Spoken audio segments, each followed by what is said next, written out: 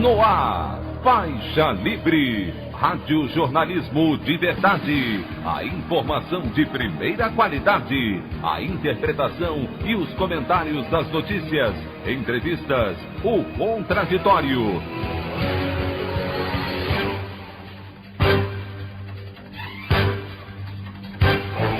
Tudo para aproximar você cada vez mais da realidade do Brasil e do mundo. Apresentação: Anderson Gomes. No momento da pior crise de saúde da história e após muitas pressões, Bolsonaro finalmente demite o ministro Luiz Henrique Mandetta e nomeia o oncologista Nelson Teich para a vaga. Novo ministro tem carreira dedicada à saúde privada, se diz alinhado ao presidente, defende testagem em massa da população como estratégia no controle do coronavírus e quer definir melhor forma de isolamento social, trabalhando dados e inteligência. Panelaços contra a demissão de Mandetta se multiplicam no país e entidades como Câmara e Senado repudiam troca no Ministério da Saúde. Essas e outras notícias na edição desta sexta-feira, 17 de abril do ano de 2020 do programa Faixa Livre.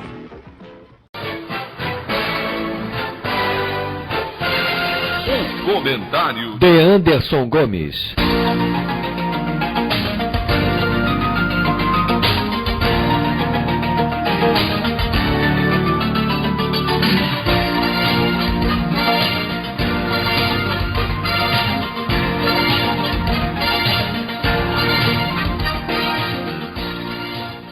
Bom dia, ouvintes.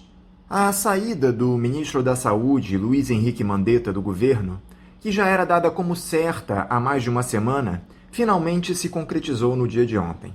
O presidente Jair Bolsonaro convocou o agora ex-ministro à tarde para uma conversa no Palácio do Planalto e anunciou a sua demissão. Na entrevista coletiva em que falou sobre sua saída, Mandetta se mostrou tranquilo com a decisão do presidente e lembrou que fez o melhor trabalho que podia à frente da pasta. Ele afirmou também que vai participar da transição do cargo para o novo ministro, o oncologista Nelson Teich, ou Teich. Bolsonaro, ao comunicar à imprensa a troca no comando do Ministério da Saúde, relatou que houve um divórcio consensual com Mandetta e voltou a protagonizar seu tradicional show de horrores. O presidente colocou mais uma vez a atividade econômica à frente da saúde das pessoas, ao passar para governadores e prefeitos a responsabilidade pelo aumento do número de desempregados, graças às necessárias medidas de isolamento social determinadas por estados e municípios. Ressaltou que jamais irá cercear o direito de ir e vir das pessoas e chegou a dizer que uma pessoa desempregada está mais propensa a ter problemas de saúde que alguém que tenha emprego. Em sua primeira aparição pública como ministro, Teich se disse alinhado ao ex-capitão do Exército. Ao falar sobre as medidas de combate ao novo coronavírus, o agora titular da pasta da saúde defendeu a testagem em massa da população. Ressaltou que é necessário entender o momento e definir a melhor forma de isolamento, baseado em informação sólida, trabalhando dados e inteligência. Para entendermos a indicação do oncologista à vaga no ministério, basta uma rápida olhada no seu currículo. Teich trabalhou como consultor informal na campanha de Bolsonaro para a presidência em 2018, e chegou a ser cotado para assumir o cargo à época. Empresário do setor de saúde, o oncologista é vinculado à medicina privada no Brasil e nos Estados Unidos. Ele é dono de empresas ligadas ao setor, entre elas a Teich Healthcare, uma consultoria de serviços médicos. O substituto de Mandetta é proprietário também de uma famosa clínica oncológica localizada na Barra da Tijuca, região nobre do Rio de Janeiro. Apesar de ter feito graduação na rede estadual de ensino, tendo sido aluno da Universidade do Estado do Rio de Janeiro e fazendo residência no SUS, nunca trabalhou, depois de formado, na saúde pública. Se especializou em um centro de qualificação de economia para profissionais da saúde, voltado para a formação de futuros administradores da saúde privada. Acho que já deu para entender a que interesses atende o novo ministro. O episódio da demissão do insuspeito Mandetta, diga-se, apesar de lamentável e preocupante, serviu ao menos para expor toda a irresponsabilidade de Bolsonaro e deixá-lo à sombra de uma tragédia anunciada. O presidente sempre fez questão de desdenhar das recomendações de isolamento social, inclusive em eventos ao lado do então ministro. A saída de Mandetta e a chegada de mais um neoliberal na essência, alinhado ao discurso genocida do ex-capitão do Exército, acende o sinal de alerta e expõe ao risco de morte a população brasileira. Fica mais do que clara a urgente necessidade do afastamento de Bolsonaro do cargo máximo do país, o qual ele nunca deveria ter ocupado. A opinião do Faixa Livre. Bandeirantes, 1360. Estamos apresentando Faixa Livre. Voltamos a apresentar Faixa Livre. Estamos de volta, ouvintes, com o início da edição de hoje do programa Faixa Livre, que tem na sua produção a jornalista Celeste Sintra, auxiliada pela também jornalista Natália Moraes, tendo no comando do áudio o Francisco. Meu bom dia a todos. E meu bom dia também a você, que pode aqui participar nos enviando mensagens eletrônicas para o endereço ouvinte@programafaixalivre.com.br ou ainda registrando suas participações diretamente nas nossas redes sociais. No Facebook, nossa página é o Programa Faixa Livre. No Twitter e no Instagram, para deixar o seu recado, basta seguir os perfis @PGMFaixaLivre. Lembrando que as participações por telefone estão inviabilizadas, pois durante o período da pandemia do novo coronavírus, nosso programa está sendo gravado no dia anterior à sua veiculação.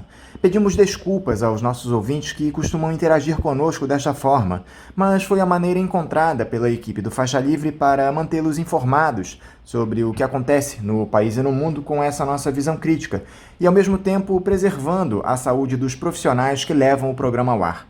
O Faixa Livre pode ser acompanhado também pelo nosso aplicativo para celulares com sistema operacional Android. O nome do aplicativo é Programa Faixa Livre. Os ouvintes também têm acesso à transmissão pelo nosso site, o www.programafaixalivre.com.br, ou pela página da Associação de Engenheiros da Petrobras, a AEPET, uma das nossas entidades patrocinadoras, no www.aepet.org.br.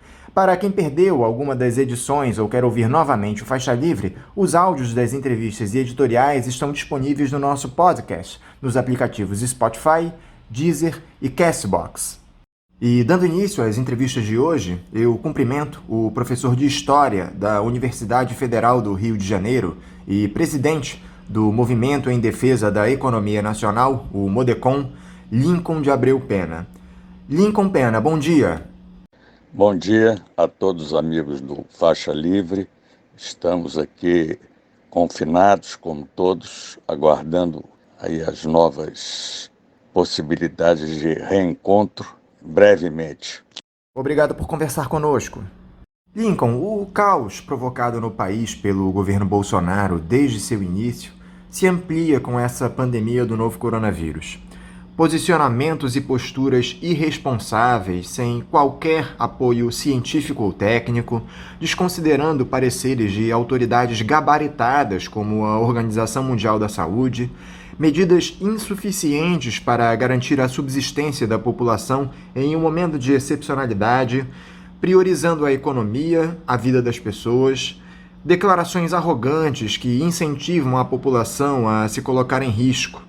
Eu gostaria que você fizesse aqui para os nossos ouvintes uma análise dessa gestão de crise do presidente da República.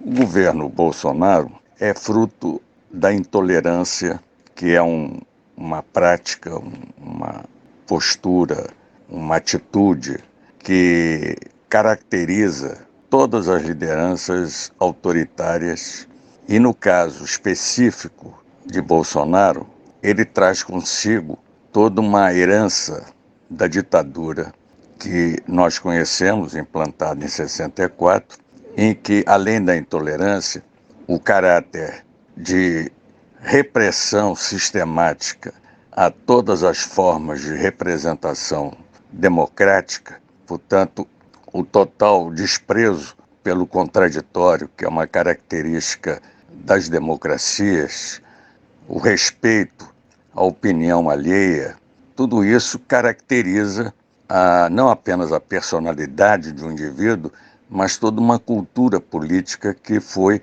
gestada durante os anos da ditadura naqueles setores mais significativos do mal que a ditadura provocou em nosso país. Aqueles setores ligados mais à repressão, o chamado purão, esse conluio com a legalidade, ou seja, com os aspectos discordantes das práticas constitucionais, ligados, portanto, o que hoje nós chamamos de milícia, os setores mais agressivos e antidemocráticos. Então não é de surpreender a todos a postura que hoje ele exerce quando percebe a liderança de um personagem, que é o ministro, o atual, o ex-ministro da Saúde, o Mandetta, quando adota como princípio o uso de recursos da ciência, apela para a ciência como um instrumento orientador, gabaritado para fazer frente a todos os desafios que esse novo coronavírus trouxe, não só para a sociedade brasileira, mas para toda a humanidade.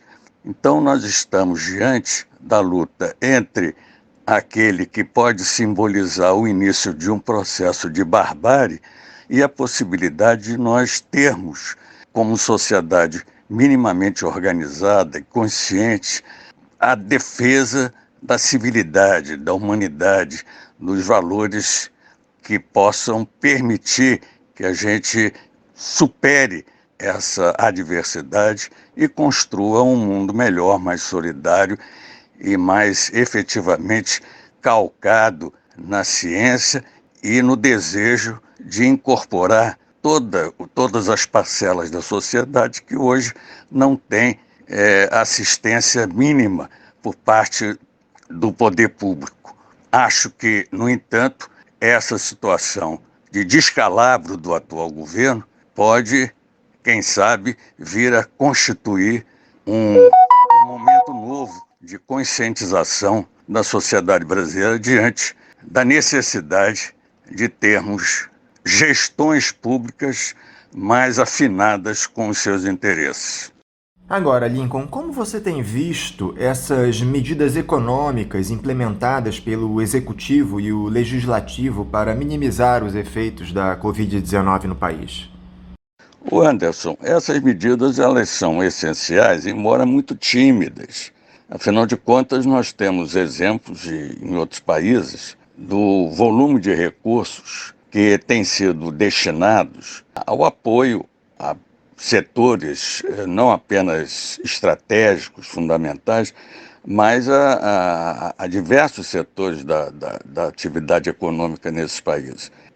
Nós aqui ainda estamos muito presos à lógica de um sistema financeiro, de uma lógica que privilegia, basicamente, a limitação de recursos, quando nós temos um país profundamente desigual e carente, necessitado estruturalmente de políticas públicas mais agressivas no bom sentido, quer dizer, no sentido de atender aos desassistidos, e que num momento como esse necessita de medidas mais positivas, no sentido de amparar uma economia que, obviamente, está semi-paralisada, como grande parte do mundo também, e que precisa, no entanto, prever ou prover, melhor dizendo, as necessidades básicas dessa população.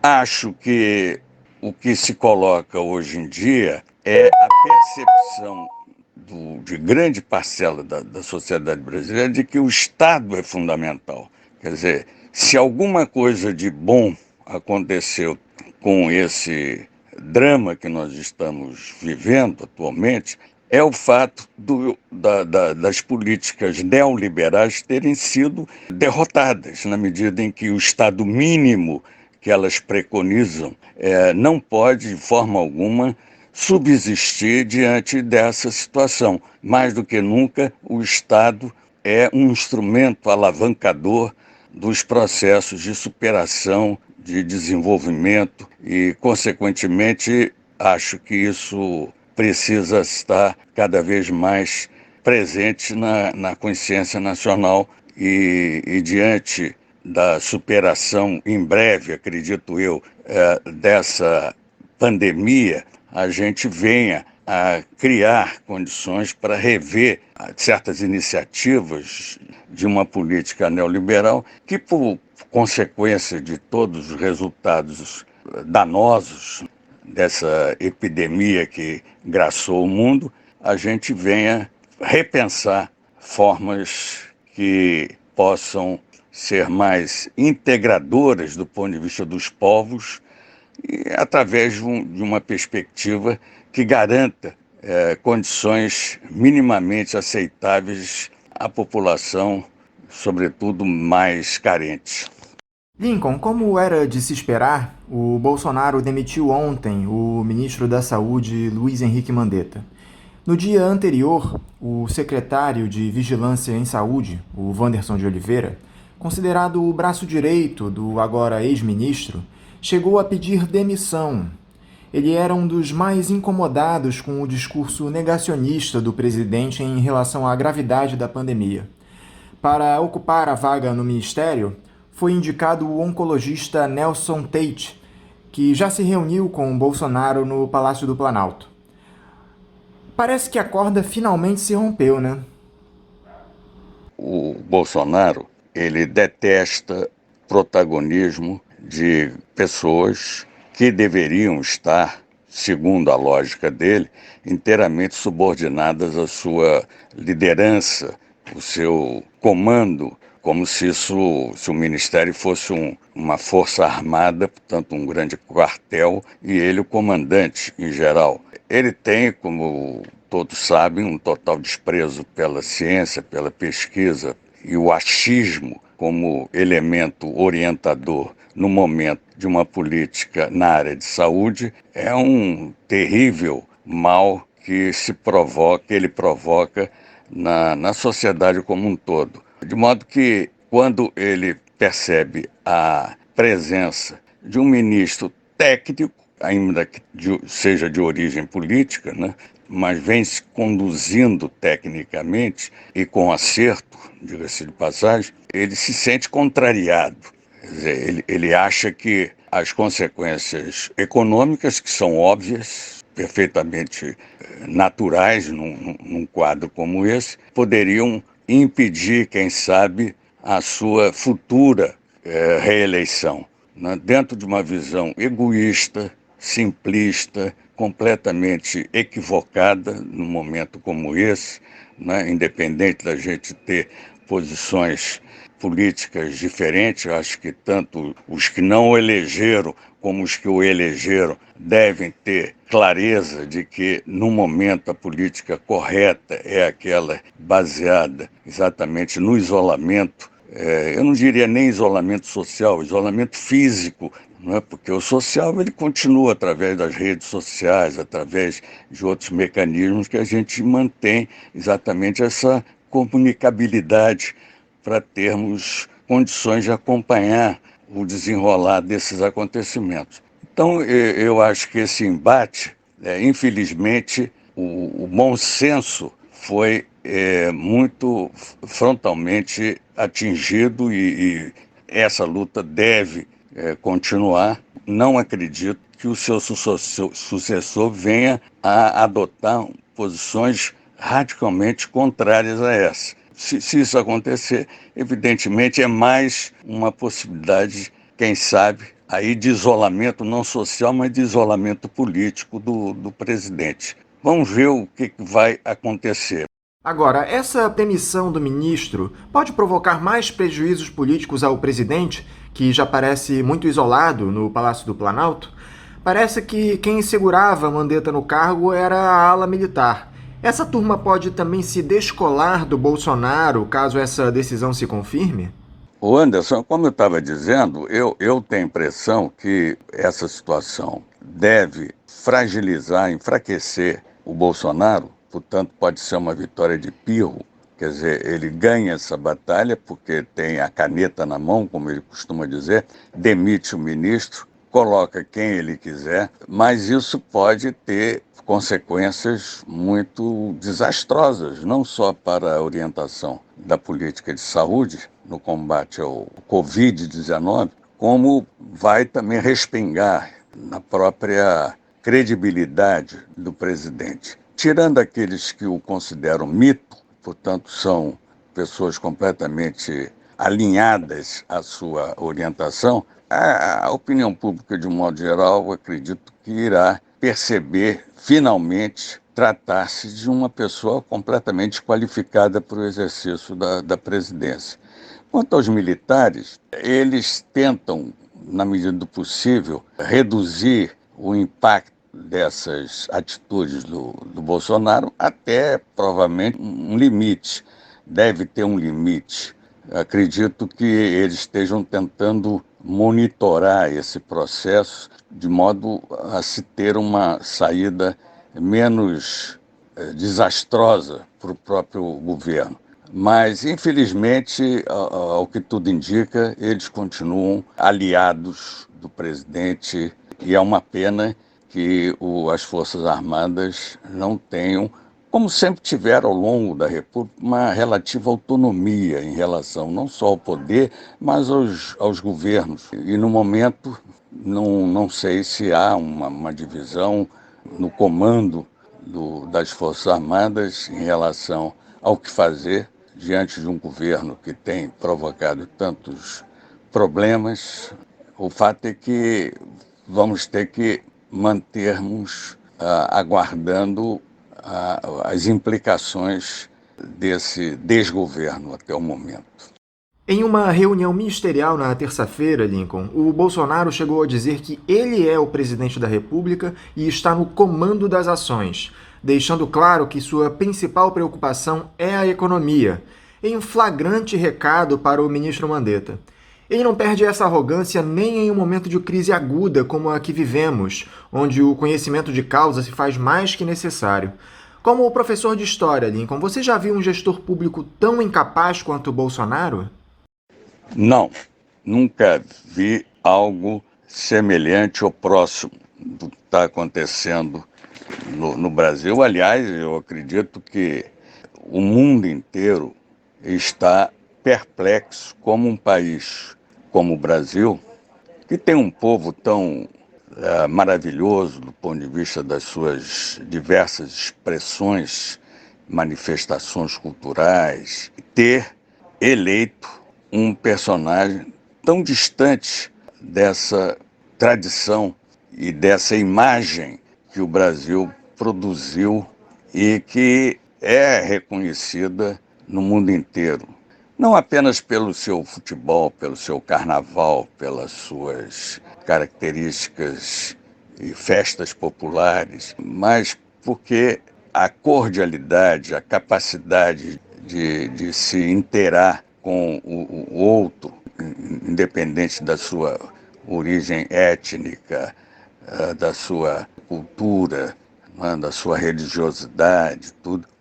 Bolsonaro está na contramão de tudo isso. Ele é um personagem patético que, infelizmente, em função de uma situação muito específica, de uma polarização absurda, acabou o levando a eleger-se de uma forma que surpreendeu a todos nós, de modo que não é nem como professor de história, como historiador, mas como cidadão.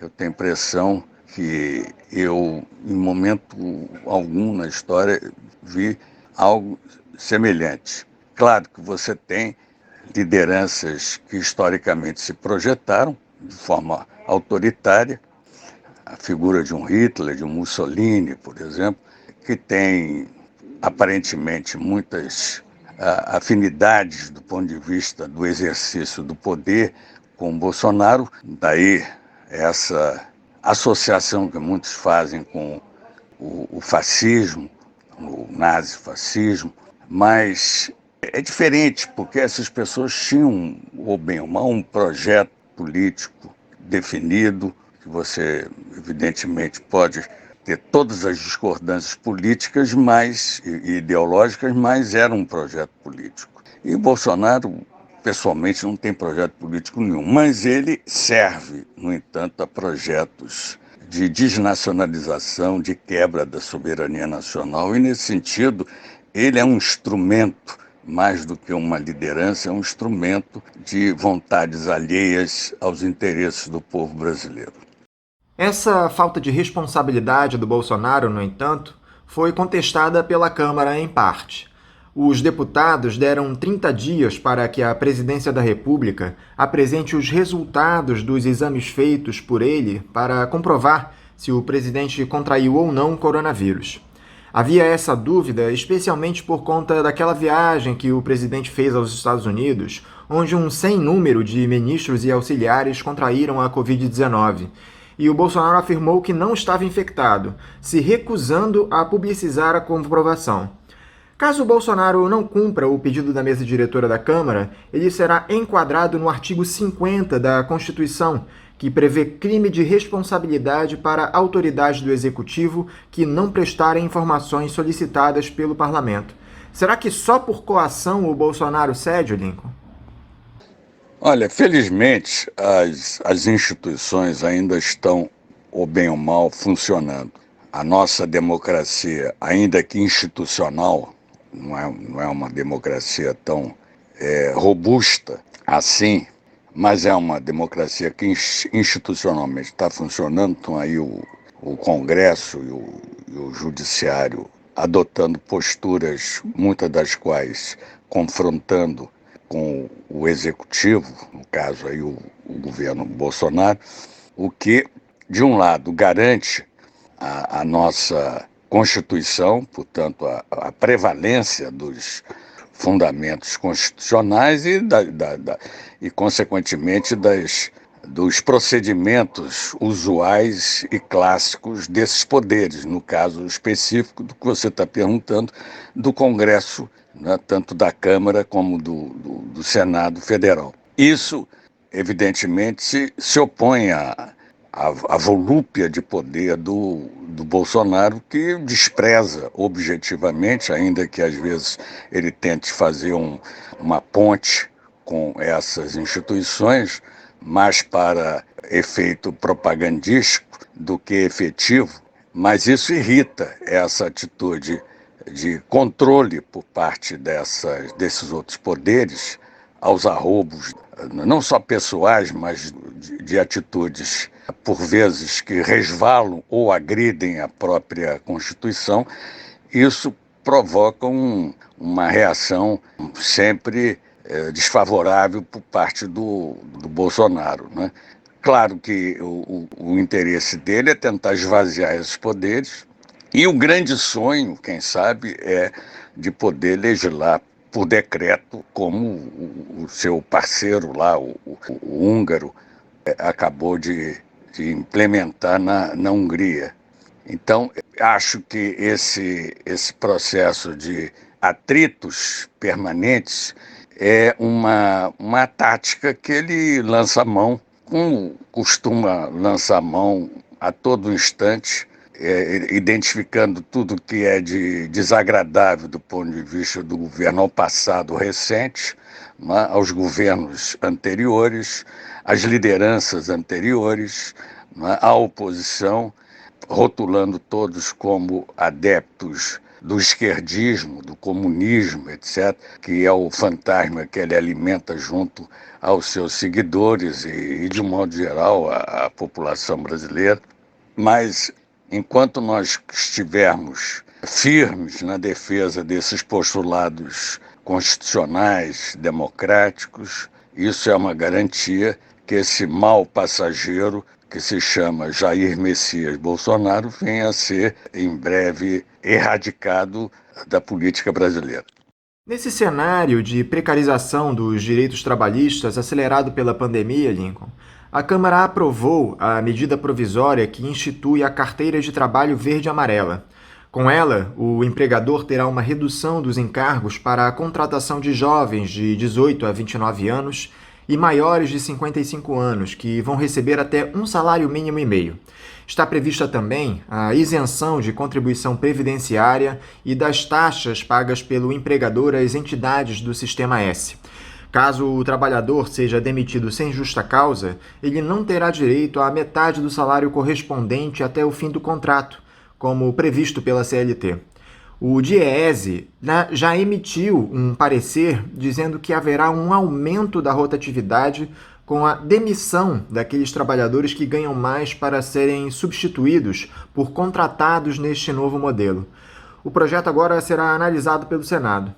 Isso só reafirma, Lincoln, os planos dos neoliberais que comandam o país, contando com o auxílio luxuoso do Rodrigo Maia, que vinha apresentando um certo nível de racionalidade em meio às estultices do executivo nessa pandemia. Não há como conter essa turma? Ô Anderson, isso tudo é uma aberração. Gozado que durante muito tempo as esquerdas combatiam a política trabalhista do Getúlio Vargas, dizendo que o presidente, na época, tentava conciliar os interesses inconciliáveis entre capital e trabalho. Embora tenha adotado medidas favoráveis em larga medida aos trabalhadores, ele nunca deixou de ser também um incentivador da chamada iniciativa privada. Tanto que os epítetos de mãe dos pobres e mãe dos ricos, né, foi durante muito tempo e até hoje, de vez em quando, é lembrado por alguém. Ora, o que nós estamos vendo hoje é uma política frontalmente contrária aos trabalhadores. Portanto, uma política de apoio regular e assumidamente ao capital.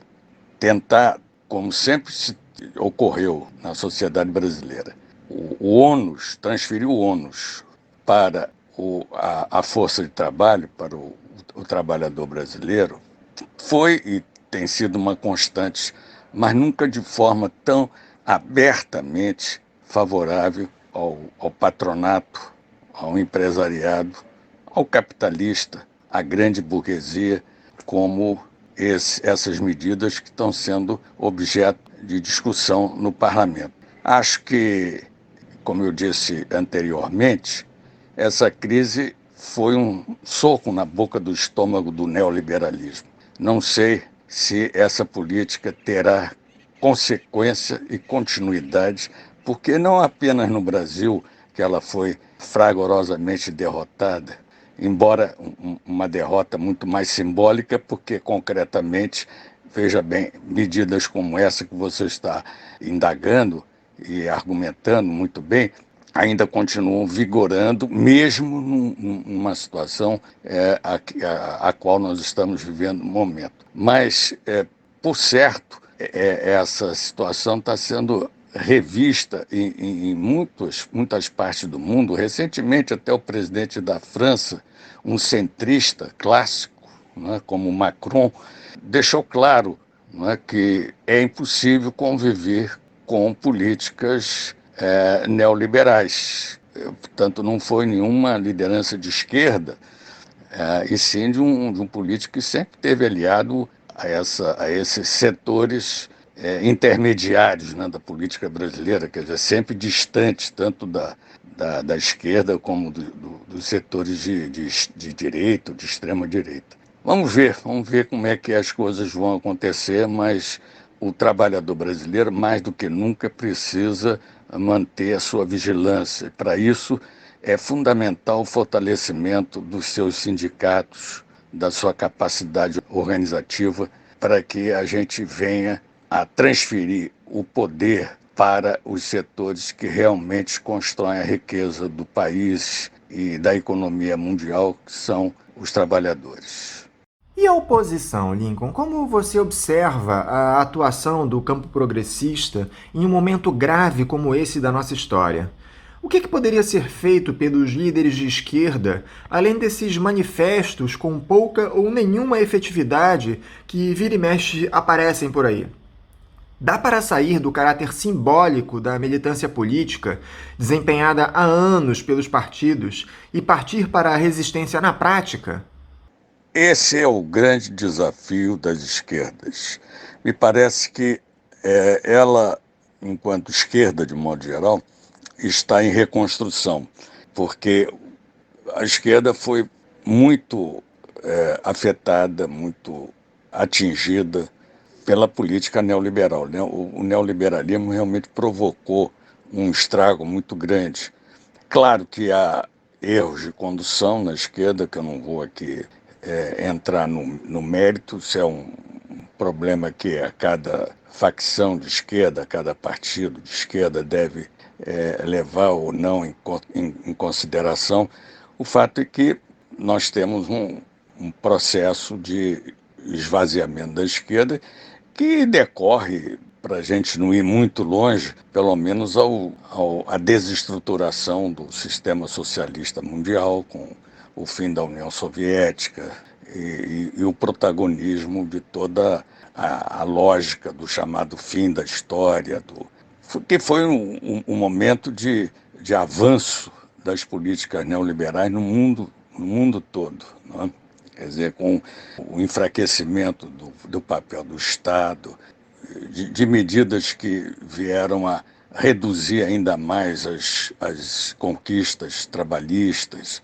O que nós temos é que repensar formas de organicidade, de maior ventilação do ideário das esquerdas, que objetivamente deve ter como pauta principal a luta por uma sociedade não capitalista. E hoje, para falar em sociedade não capitalista, o farol, o que nos leva a crer como alternativa é o socialismo.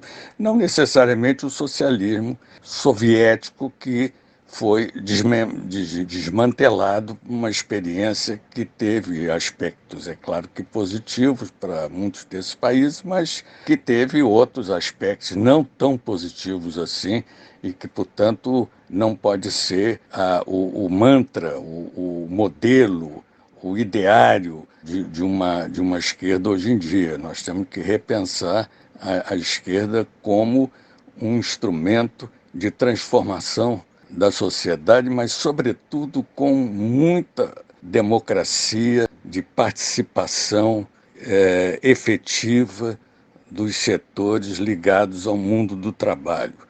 Eu estava dizendo há pouco da necessidade de fortalecimento dos sindicatos. Esses sindicatos também devem estar mais voltados para os interesses imediatos do trabalhador, né? Evitar o aparelhamento dos sindicatos, tentar uma maior articulação entre as várias categorias.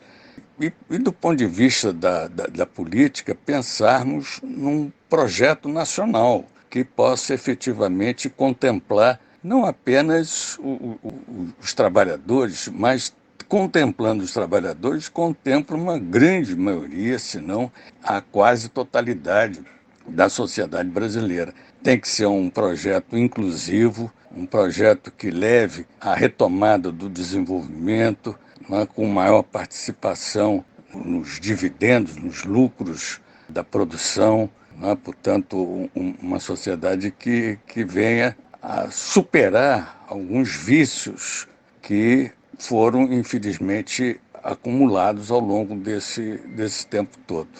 Mas estamos, como já disse, em processo de reconstrução. Já o Procurador-Geral da República, o Augusto Aras, que vinha se colocando ao lado do Bolsonaro nessas posturas contrárias ao isolamento social, parece que recuou na última quarta-feira, depois de ser enquadrado pelos seus pares do Ministério Público.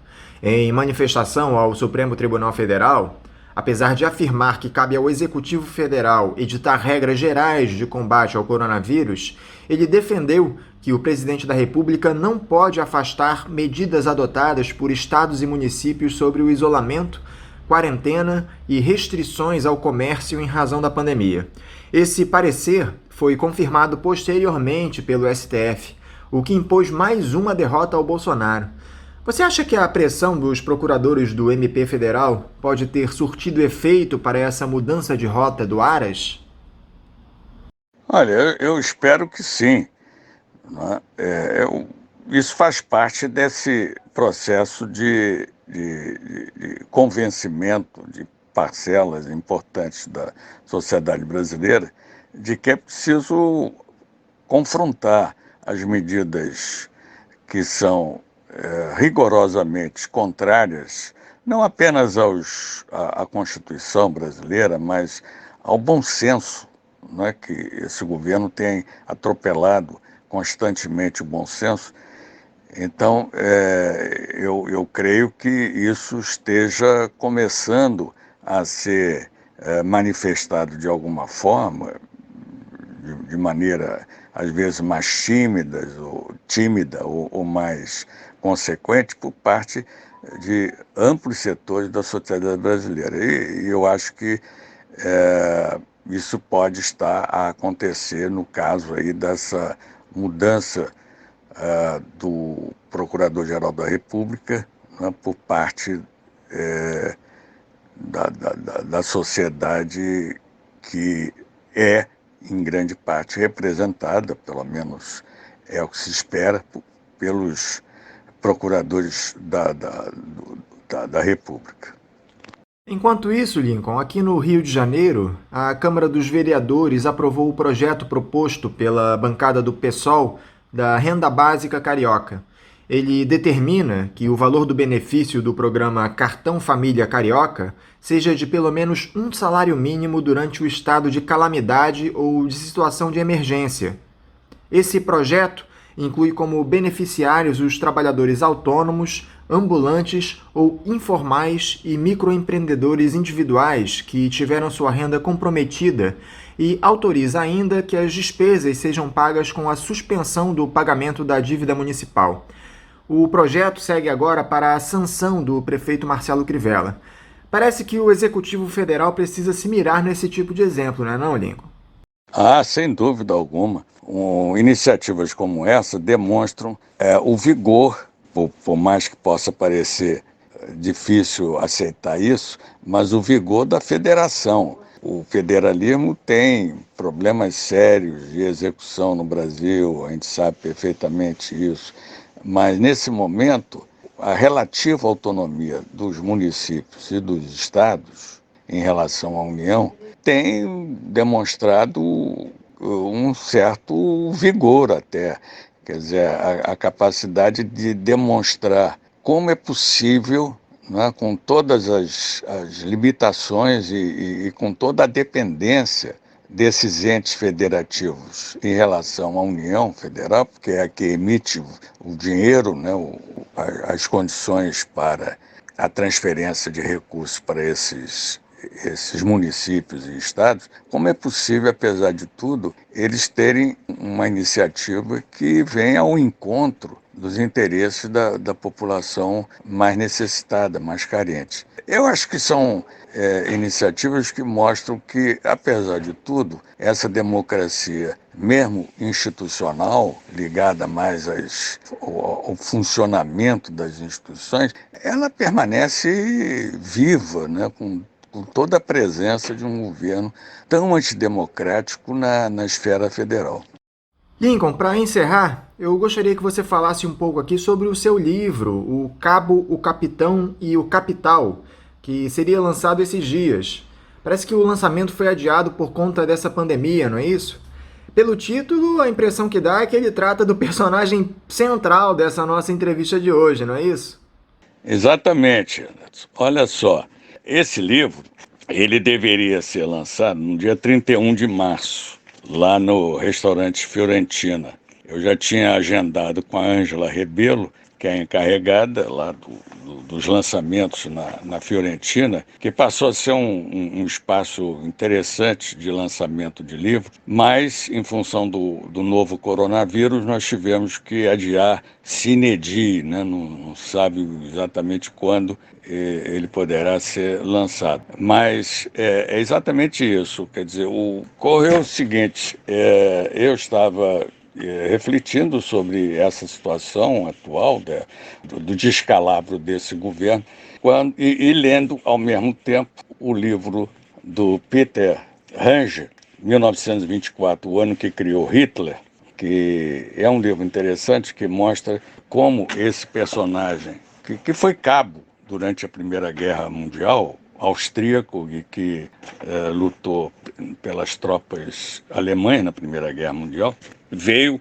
10 anos depois, mais ou menos, a se tornar uma liderança na Alemanha e se tornou chanceler e depois Führer, né, da Alemanha nazista. E analisando toda a trajetória dele, eu comecei a ver alguns paralelos através do livro do Luiz Carvalho, Luiz Macluf Carvalho, O Cadete e o Capitão, né? A vida de Jair Bolsonaro no quartel. É um jornalista, um sujeito que infelizmente não conseguiu uma entrevista com a fonte principal, que é o Bolsonaro, né, por razões óbvias. E tem um paralelo, não apenas do ponto de vista do ideário, mas do ponto de vista principalmente da sua trajetória, porque ambos foram processados, nós sabemos perfeitamente, por atos que o incriminaram, né, no início das suas trajetórias. No caso do Bolsonaro, ele é capitão do Exército e foi condenado internamente por 3 coronéis. Ele recorreu ao Superior Tribunal Militar e no Superior Tribunal Militar, surpreendentemente, ele conseguiu ser isentado, né, das acusações por 9 votos a 4, né, e em seguida se candidata a vereador e aí começa toda a sua trajetória. Mas a minha, digamos assim, chave explicativa, se a gente poderia chamar de tese, é que o surgimento desses personagens tão caricatos, porque eles fogem da regra normal da formação de lideranças de grande magnitude, grande porte, é que eles são sempre representações de momentos caóticos, críticos do próprio funcionamento do sistema capitalista. Daí o título Cabo, Capitão e o Capital, porque não se pode dissociar as grandes crises do sistema capitalista ao aparecimento dessas figuras que estão sempre surgindo em momentos de desespero da população em face da fragilidade em que elas se encontram, né? No caso da Alemanha, a Grande Depressão, que afetou a Alemanha logo depois da Primeira Guerra Mundial, sobretudo a partir de 1923, então, a República de Weimar vai enfrentar uma sucessão de crises que se agrava com a Grande Depressão de 29 e o Hitler surge como uma figura, digamos assim, salvadora daquele momento, né? Tendo a liberalidade do capitalismo e, naturalmente, o comunismo como uma grande ameaça para a humanidade. E o Bolsonaro aqui surgindo como uma figura contra o sistema, né? Contra a corrupção, o grande baluarte da classe média, assustada dos recursos do patrimônio público estarem sendo assaltados e tudo mais. E ao longo do livro eu vou procurando não só esses paralelos de vida, mas também algumas visões de mundo que os aproximam. No entanto, eu não caracterizo ainda o regime do Bolsonaro como um regime fascista. Não. Esse termo proto-fascista talvez possa ser melhor aplicado, mas o que acontece nas crises do capitalismo é que o fenômeno fascista, quer dizer, as práticas fascistas, os métodos fascistas aparecem com muita clareza, nesses momentos. Eu faço uma diferença entre os regimes históricos do nazifascismo, que tem datados e localizados na Europa do entreguerra, com os fenômenos fascistas que a toda hora acontecem em diferentes países do mundo. É um livro que talvez desperte o interesse da gente continuar esse bate-papo. Lincoln, muito obrigado por conversar conosco abrindo o programa de hoje. Eu desejo a você um bom final de semana e um forte abraço. Obrigado, Anderson. Um abraço a todos e até a próxima. Conversamos aqui com o Lincoln de Abreu Pena. Ele é professor de História da Universidade Federal do Rio de Janeiro e presidente do Movimento em Defesa da Economia Nacional, o MODECON. Vamos agora ao nosso primeiro intervalo. Voltamos daqui a pouquinho. Voltamos a apresentar Faixa Livre. Estamos de volta, ouvintes, e eu agora cumprimento o professor de Economia da Universidade Federal Fluminense, a UF, Marcelo Carcagnolo. Marcelo Carcagnolo, bom dia. Bom dia, Anderson. Bom dia para você, para toda a equipe e para os ouvintes do Faixa Livre. Marcelo, a falta de perspectiva para a maioria da população se amplia diante das ações do governo frente a essa pandemia de coronavírus. O Palácio do Planalto é incapaz de dar uma resposta à altura para a perda de renda das pessoas e produz cenas de desespero, com pessoas se amontoando em frente às agências da Receita para regularizar o CPF, a fim de receber o irrisório auxílio emergencial de R$ 600. Enquanto isso, o Congresso segue a cartilha neoliberal do ministro da Economia, Paulo Guedes, e coaduna com a prioridade ao mercado financeiro na crise. Eu gostaria da sua avaliação para essa situação que o país atravessa no campo econômico. Olha, Anderson, a situação da economia brasileira ela é muito grave, tanto do ponto de vista do desempenho que está sendo previsto para esse ano e para o que vem a seguir, mas também do ponto de vista da tentativa de resposta da política econômica do governo para tentar minimizar os impactos, tanto sanitários como econômicos, dessa crise pandêmica que vivemos. Em primeiro lugar, o governo demorou muito para tomar qualquer tipo de iniciativa, começando inclusive com um discurso negacionista, digamos assim, da crise pandêmica, e logo em seguida ele foi obrigado a seguir o que os governos de todo o mundo acabaram fazendo, que é a tentativa de implementar políticas econômicas anticíclicas. O que significa injetar dinheiro na economia, na tentativa de, via política monetária, reativar a atividade econômica.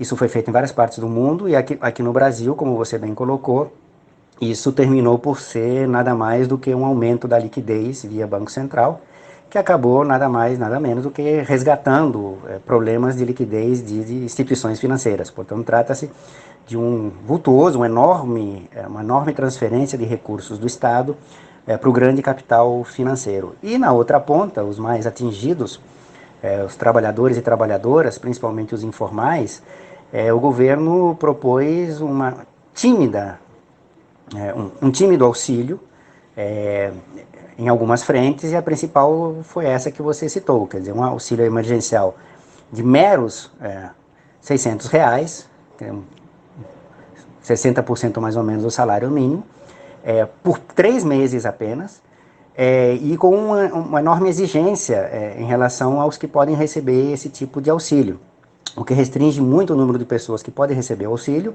deixando algumas delas, ou várias delas, sem nenhum tipo de renda que possa garantir tanto a reprodução da vida, como também a compra de insumos, de materiais necessários até para garantir o mínimo de asseio sanitário que se requer na crise pandêmica.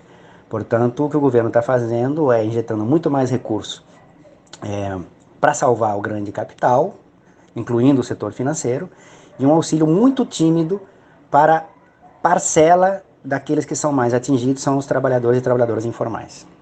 Aliás, a previsão de crescimento da nossa economia para este ano segue em queda livre, muito influenciado, evidentemente, pelos efeitos da Covid-19.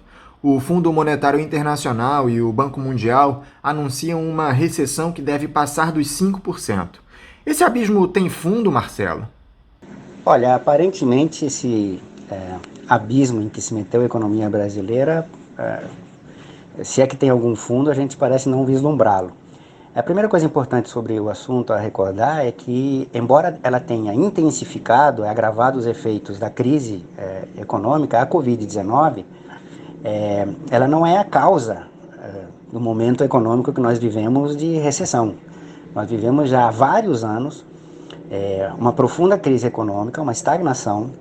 Alguns economistas, inclusive, já dizem que se trata da maior crise econômica da história do nosso país, e portanto já vivíamos isso antes do aprofundamento, sim, intensificação que foi feito em razão da crise pandêmica da Covid-19. Tentando pensar em termos prospectivos, as estimativas que se faz para o desempenho da economia brasileira, mundial e brasileira para este ano, ainda são estimativas feitas por organismos que sempre se caracterizaram por serem extremamente otimistas. Ou seja, exageravam um pouco essa estimativa para cima. Isso significa, por um lado, que quando chegarmos lá no final do ano, em 2020, é possível que essa recessão seja maior do que essa que está sendo estimada agora, quando ainda nem terminamos o primeiro quadrimestre do ano. Em segundo lugar, como os determinantes básicos da crise em que nós nos encontrávamos estavam para além do que foi aprofundado pela Covid-19, no momento em que essa crise pandêmica for mitigada e aqueles determinantes da grande recessão que nós vivemos já há alguns anos não forem combatidos, nós continuaremos patinando no fundo do poço, se não mais cavando esse poço. Outro indicador desse cenário desolador é o aumento do endividamento das famílias, anunciado pela Confederação Nacional do Comércio de Bens, Serviços e Turismo. O índice passou para 66,6%, o maior na série histórica que foi iniciada em 2010. O governo poderia fazer algo para conter esse endividamento, Marcelo? Anderson, do ponto de vista mais técnico, assim, mais abstrato talvez, esse aumento do endividamento, que você bem constatou na tua pergunta, ele pode ser resolvido ou diminuído de duas formas que podem ser complementares. Ou você reduz os determinantes desse endividamento, seja o estoque da dívida das famílias, ou reduz a taxa de crescimento dessa dívida, que está fortemente correlacionada com a taxa de juros, que já está no patamar bem baixo, do ponto de vista do histórico da economia brasileira, o que essas duas alternativas reduziriam o estoque e o fluxo do endividamento das famílias. Mas a segunda forma, que eu acho que inclusive se adequa muito mais ao momento que nós vivemos, essa crise profunda, é o aumento da renda das famílias, de forma a permitir, não só com esse aumento da renda, não só que eu tivesse uma alavancagem do consumo dessas famílias, mas também que elas pudessem, com esse maior nível de renda, diminuir o seu grau de endividamento. Mas o que a gente está vendo, em termos práticos da política econômica do governo, é que a tentativa de aumentar a renda dessas famílias, quando existe, é muito tímida, tópica e não atinge todos aqueles necessitados que poderiam ter esse aumento da renda e, portanto, diminuir o endividamento. Portanto, o que a gente está vendo aí é que esse grau de endividamento, como você bem notou, já é o maior da série, de 66,6%, da forma como nós estamos vendo, tende a aumentar, porque, afinal de contas, as famílias precisam continuar consumindo o mínimo necessário para comer, para pagar suas contas. Ficar isolado em casa não significa que as contas não chegam, elas continuam chegando, os indivíduos e as famílias precisam pagar essas contas, e ainda, além de tudo, ainda tem o pagamento do acréscimo de bens necessários para manter ou tentar manter o asseio sanitário que se necessita. A cegueira é tamanha, Marcelo, que a Câmara aprovou a medida provisória que institui a carteira de trabalho verde-amarela, onde o empregador terá uma redução dos encargos para a contratação de jovens de 18 a 29 anos e maiores de 55 anos, que vão receber até um salário mínimo e meio. O DIEESE já emitiu um parecer dizendo que haverá um aumento da rotatividade com a demissão dos trabalhadores que ganham mais para serem substituídos por contratados neste novo modelo. Será que o governo não enxerga que esse tipo de medida vai afetar diretamente o consumo das pessoas, trazendo mais problemas para a economia? Que outro tipo de implicações essa MP pode provocar, Marcela? Anderson, a tua pergunta nos permite explicitar um outro componente que está por trás da atuação do governo durante esse período de crise pandêmica, que é, para além da política econômica anticíclica, tópica, modesta e quase ineficiente, o governo, e aqui não só o executivo, mas também com as suas especificidades e contradições com o executivo, o próprio legislativo, também estão aprovando a toque de caixa de maneira, diria eu, até antidemocrática, não que antes não fosse, mas enfim, de maneira antidemocrática, reformas, emendas constitucionais que aprofundam o processo, a estratégia neoliberal de desenvolvimento que estava sendo implementada desde antes do estouro da crise pandêmica.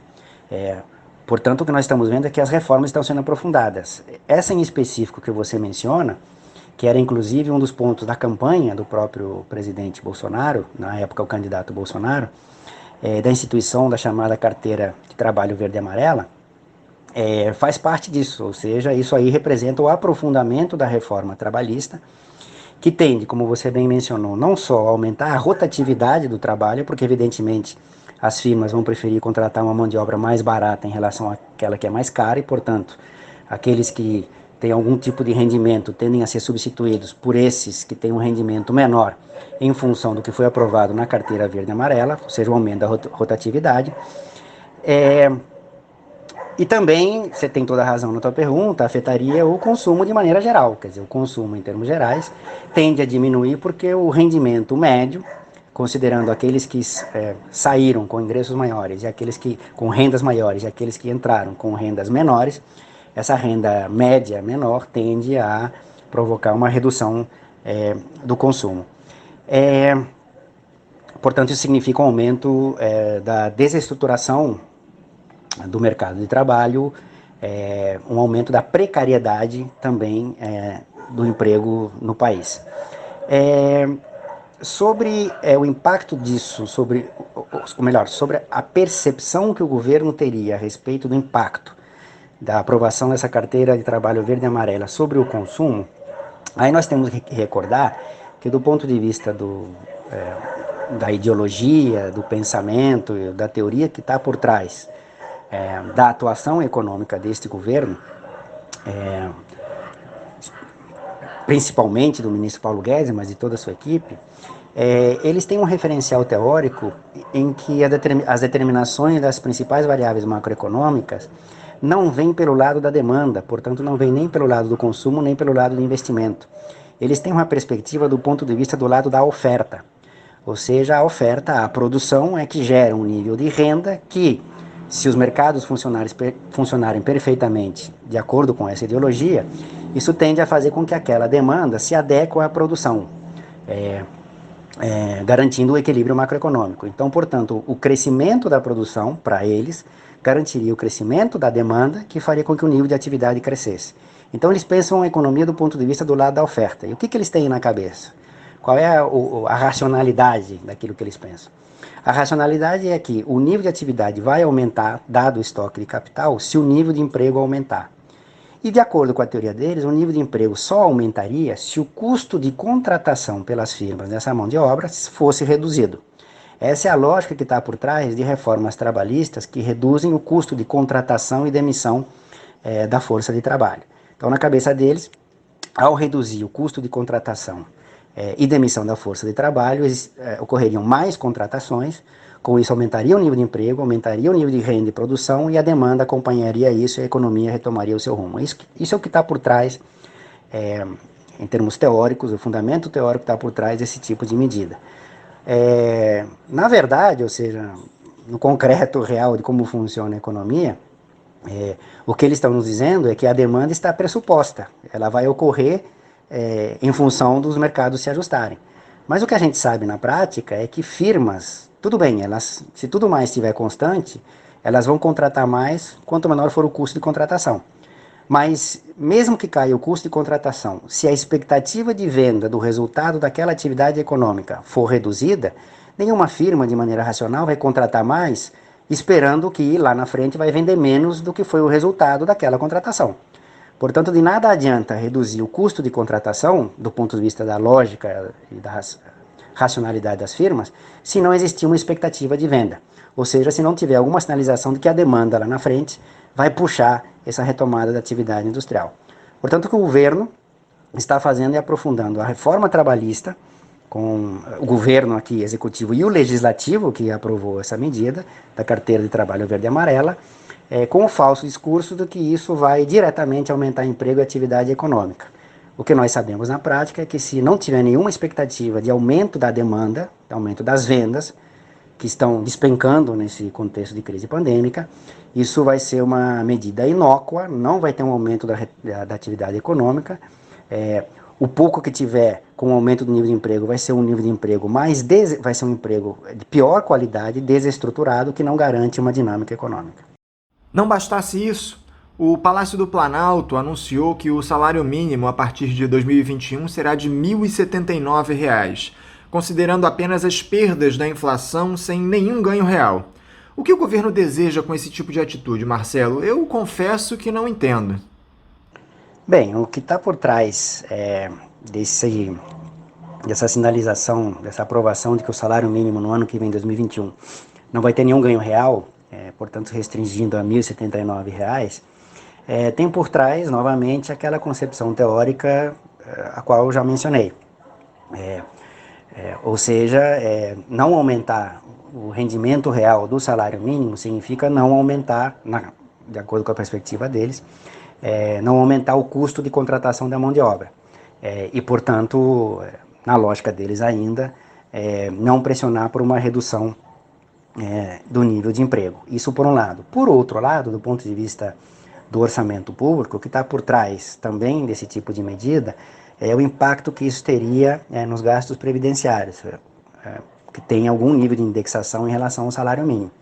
Portanto, quanto menor for o aumento do salário mínimo, menor seria o impacto disso sobre as despesas previdenciárias e, portanto, o impacto sobre o déficit público em primeira instância e, no contexto em que nós vivemos, na dívida pública em última instância.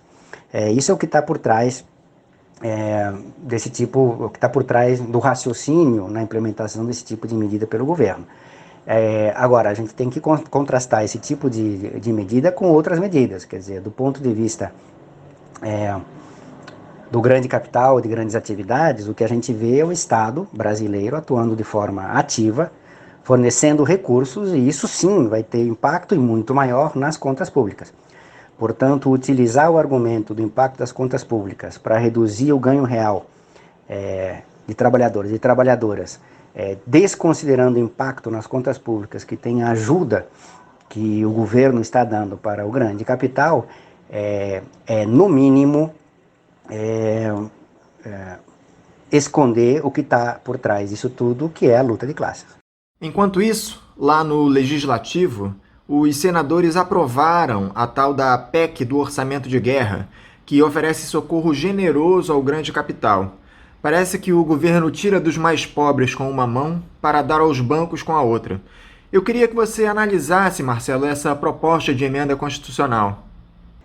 Essa emenda constitucional, chamada de PEC do orçamento de guerra, de uma forma mais geral, o que ela faz é facilitar os mecanismos de atuação do governo nos mercados para socorrer as atividades econômicas de forma mais direta e rápida.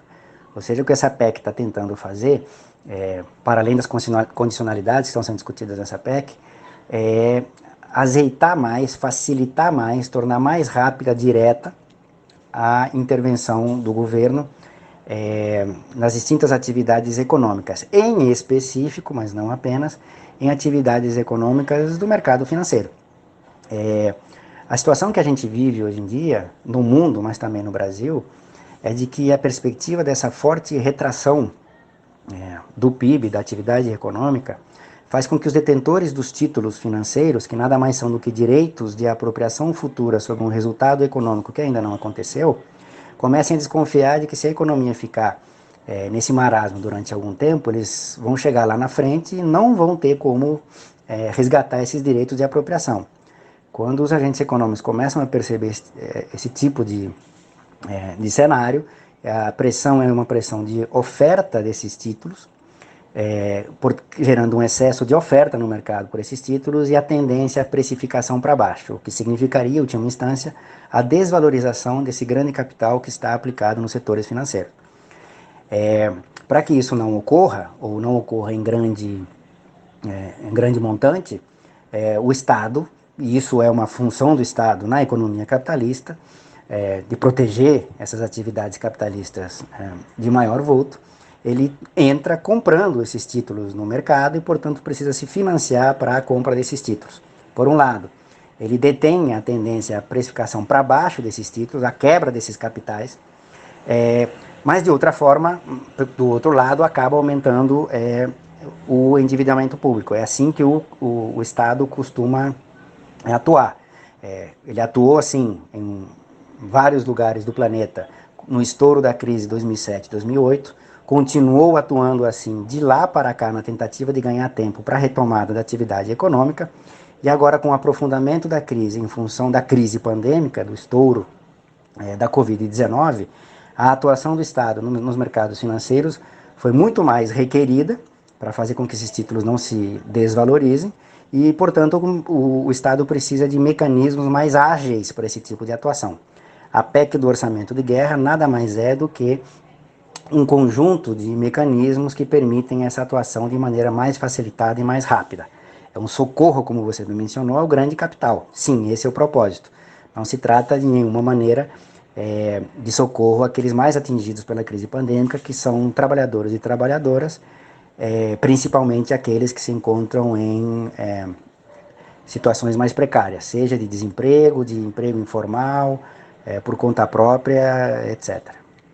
E o auxílio a estados e municípios, Marcelo? O Executivo tenta um acordo com o Senado a respeito de medidas que o Paulo Guedes chegou a chamar de cheque em branco para os entes federados.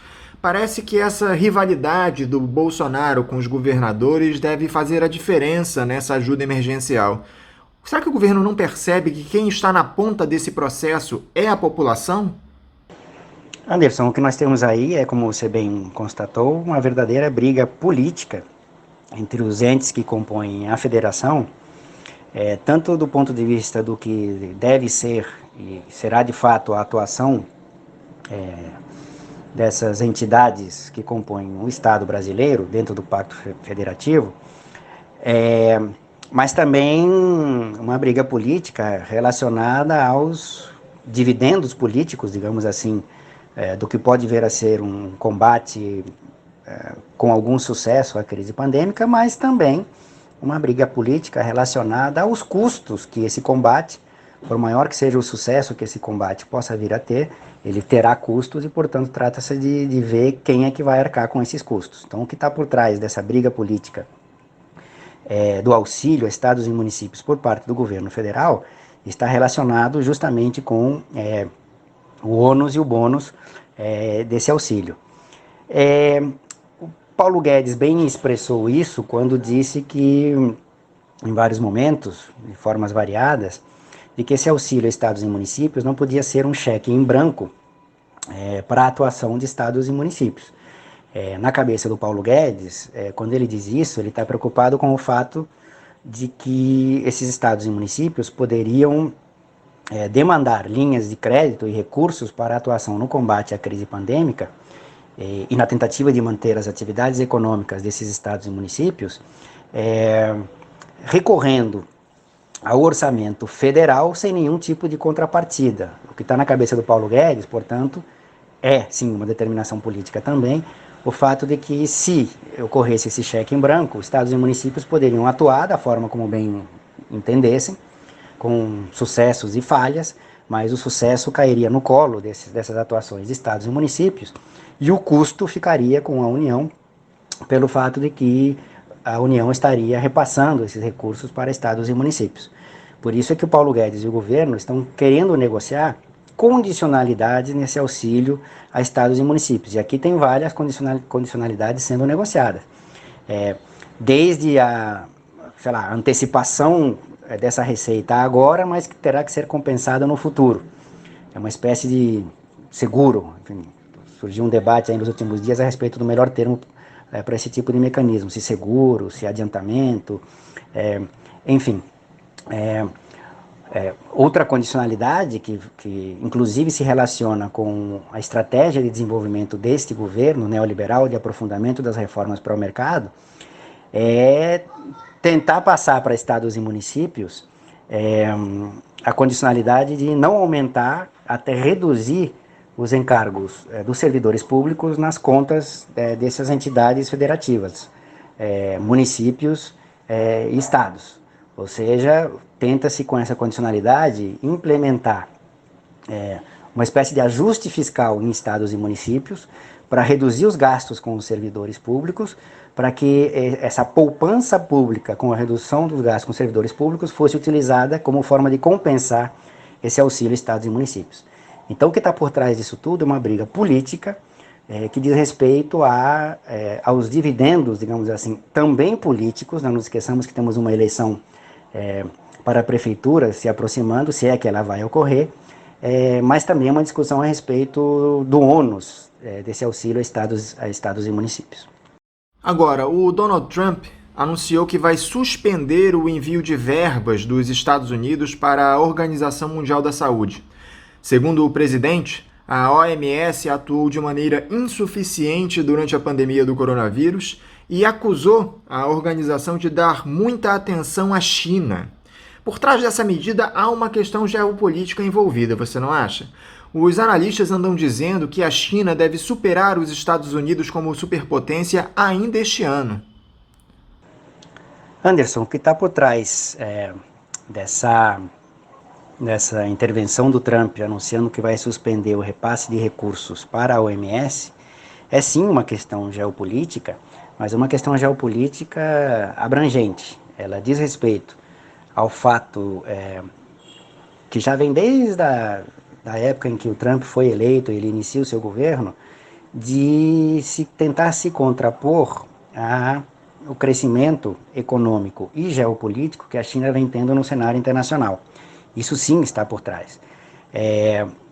Ele, portanto, anuncia essa suspensão de envio de recursos para o financiamento da Organização Mundial da Saúde, com o discurso de que, implícito ou até explícito, de que a Organização Mundial da Saúde, na visão dele, tardar em combater de forma mais efetiva a crise pandêmica, estaria sujeita aos interesses geopolíticos chineses. Portanto, sim, há uma questão geopolítica por trás desse anúncio do Trump. Mas também o que é curioso, que nós temos que lembrar, é que ao fazer isso, o Trump também está tentando tirar de suas costas, se livrar daquilo que ele fez, ou melhor, não fez, e é justamente o que ele está acusando a OMS de não ter feito. Ou seja, se tem alguém que mais tardou em reconhecer a gravidade da crise pandêmica, que mais tardou em atuar para responder aos impactos, não só econômicos, mas também sanitários da crise pandêmica, de esconder as deficiências do sistema de saúde americano em função da lógica liberal de mercantilização da saúde e da vida, de acordo com a estratégia neoliberal, que faz com que o sistema de saúde não possa responder aquilo que é necessário para conter os efeitos e até resolver a crise pandêmica. Se alguém tardou e aprofundou mecanismos que permitem um combate pior à crise pandêmica, claro que existem outros, o Brasil é um caso desses, mas esse aí foi o governo americano já há algum tempo de maneira aprofundada durante o governo Trump. Então, com esse anúncio de suspensão dos recursos transferidos para a OMS, ele está, ao mesmo tempo, reafirmando o seu confronto geopolítico com a China e, por outro lado, tentando se livrar, repassando para a OMS daquilo que foi a característica na sua atuação, primeiro negando a necessidade da atuação e depois uma atuação tardia e ineficiente no combate à crise pandêmica. Portanto, é isso que está por trás, como determinantes mais gerais, do anúncio da suspensão de recursos para a OMS pelo governo Trump. Marcelo Carcanholo, muito obrigado por conversar conosco mais uma vez aqui no programa, nos ajudar a desvendar essas questões relativas à economia.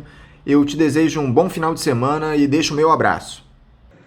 Anderson, eu que agradeço o convite do programa Faixa Livre e aproveito aqui minha saudação de despedida para tocar em outro ponto que me parece importante, que é o seguinte: para além daquelas críticas em si, de mérito, de conteúdo, com respeito às políticas anticíclicas tímidas, pífias, ineficientes que estão sendo implementadas no mundo, mas principalmente em países como o Brasil, uma coisa que me preocupa mais a médio e longo prazo, quer dizer, com duração que está para além deste curto prazo da crise pandêmica, é o fato de que esses governos estão anunciando que essa política anticíclica, na tentativa de retomar a atividade econômica, ela tem custos que, pela crise pandêmica, não podem ser financiados hoje, mas já se anuncia terão que ser financiados depois. Ou seja, já se ensaia um discurso para que a ajuda do Estado a atividade econômica terá que ser financiada lá na frente. É como se a gente estivesse trazendo o recurso do Estado de lá da frente, do futuro, para hoje. O que significa, no fundo, que eles estão tentando, com esse discurso, já colocar na agenda a necessidade de reequilibrar a restrição orçamentária do governo de maneira intertemporal. O que significa isso?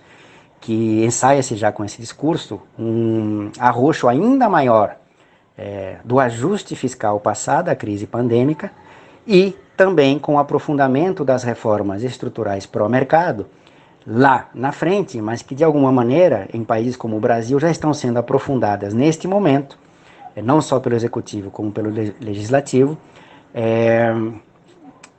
com a desculpa de que isso é necessário para combater a crise pandêmica. Ou seja, a minha preocupação mais duradoura é que, mesmo que saiamos da melhor maneira possível dessa crise pandêmica, o ultraliberalismo, o neoliberalismo, sem nenhum tipo de maquiagem ou perfumaria de políticas sociais, públicas, inclusão, redução da desigualdade, se apresente de forma ainda mais forte no pós-crise pandêmica do que o foi antes da crise pandêmica.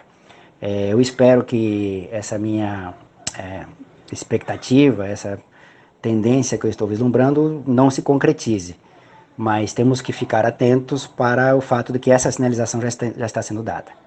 Com isso, eu deixo o meu grande abraço a você, aos membros da equipe do Faixa Livre, desse programa que nos ajuda a refletir de maneira mais crítica o momento em que vivemos, e deixo o meu abraço aos ouvintes, estou aqui sempre que precisar. Grande abraço e até logo.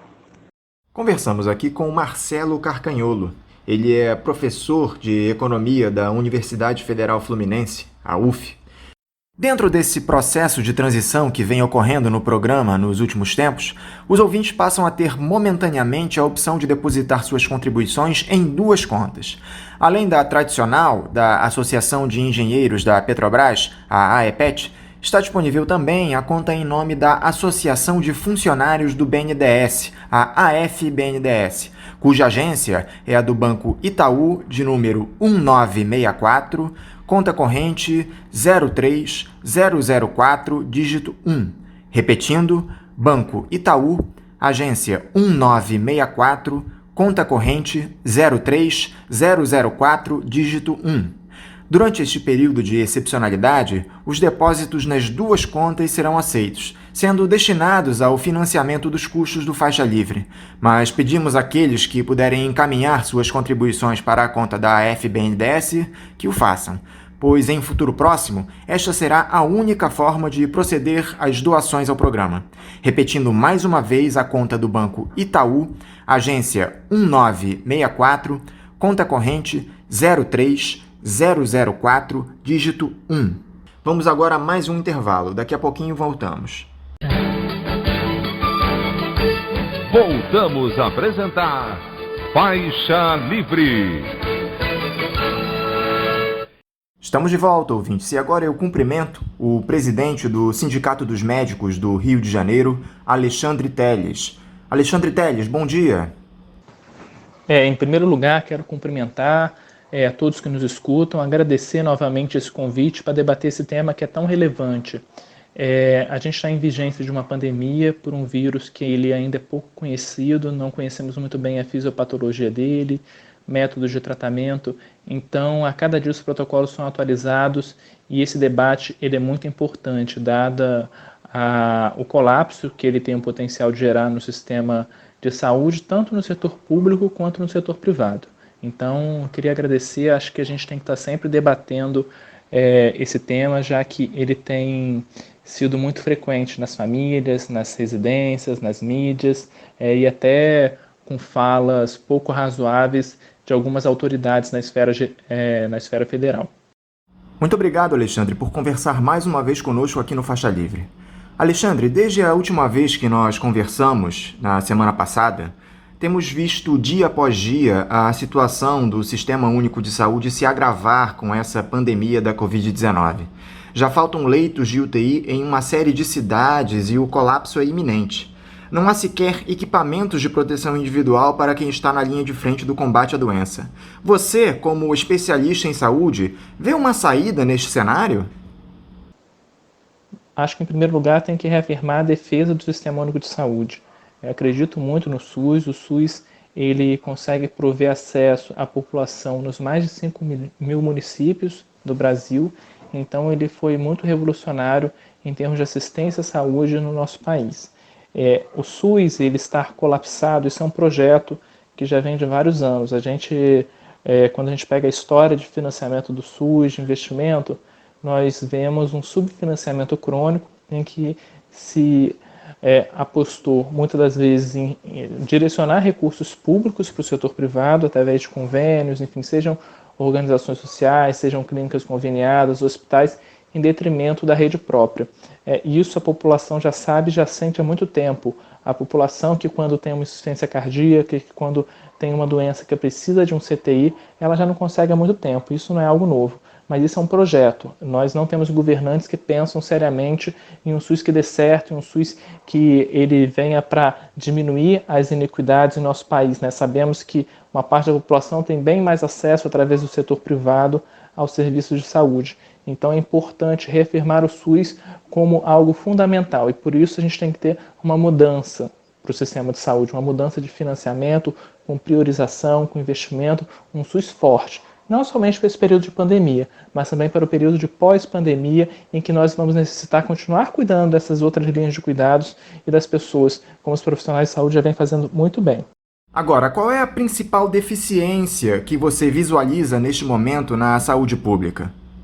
Bom, desde o início da vigência da pandemia, do anúncio lá na China, nós tivemos tempo, em novembro, dezembro do ano passado, para nos prepararmos para essa situação.